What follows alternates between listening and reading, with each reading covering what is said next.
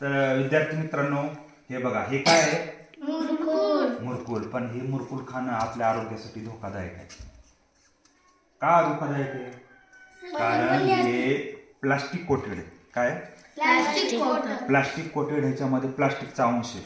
आणि हे जर प्लास्टिक जर आपल्या पोटात गेलं तर हे प्लास्टिक आपल्या पचनक्रियेमध्ये पचत नाही. पचनक्रियेमध्ये पचत नाही. मग जर आपल्या पोटामध्ये हे जर प्लास्टिक पचत नसेल तर मग हा गोळा पोटामध्ये तसाच राहतो आणि आपल्याला पोटाचे आजार होऊ शकतात.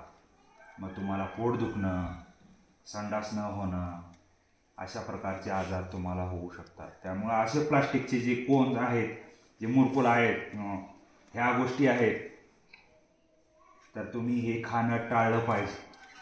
काय केलं पाहिजे? टाळलं पाहिजे. तर ह्याच्यामध्ये प्लास्टिक आहे का नाही हे चेक करण्यासाठी आपण एक प्रयोग करणार आहोत.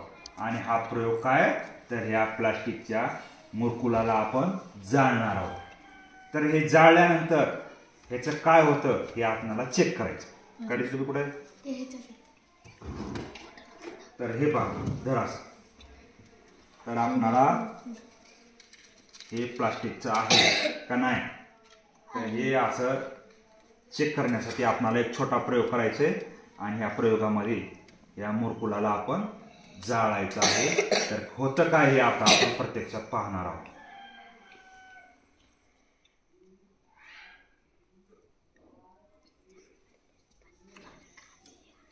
ओके, हे द्या ठेवून. बघा मुलांनो,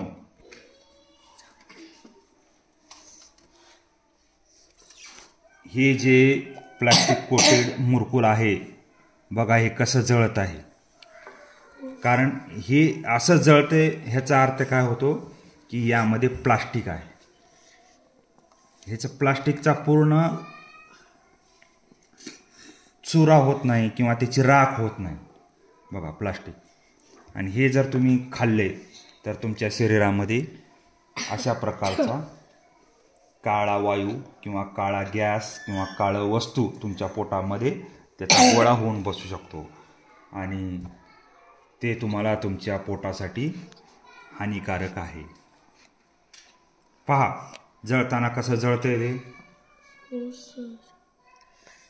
आणि हेच जर आपण ह्याच्या बाजूला जरा एखाद्या वेळेस कागद जाळला तर हा कागद कसा जळतो पहा.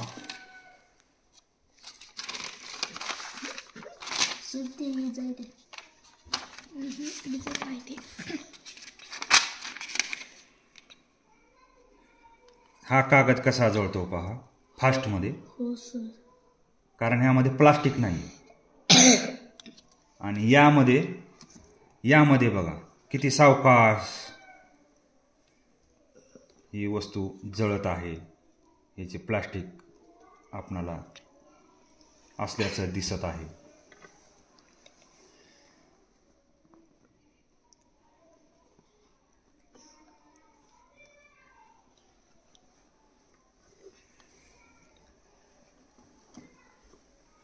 पहा ह्याचा अर्थ काय? यामध्ये काय आहे? प्लास्टिकचा अंश आहे. आणि हे खाणं आपल्या शरीरासाठी कसं आहे? चांगलं नाही, धोकादायक आहे. तर या प्रयोगामधून आपण असं शिकलो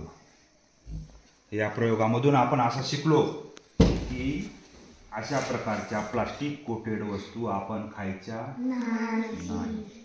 बघा प्रयोग आपल्यासमोर सादर झालेला आहे. तर तुम्हाला माहिती समजली? ओके, धन्यवाद.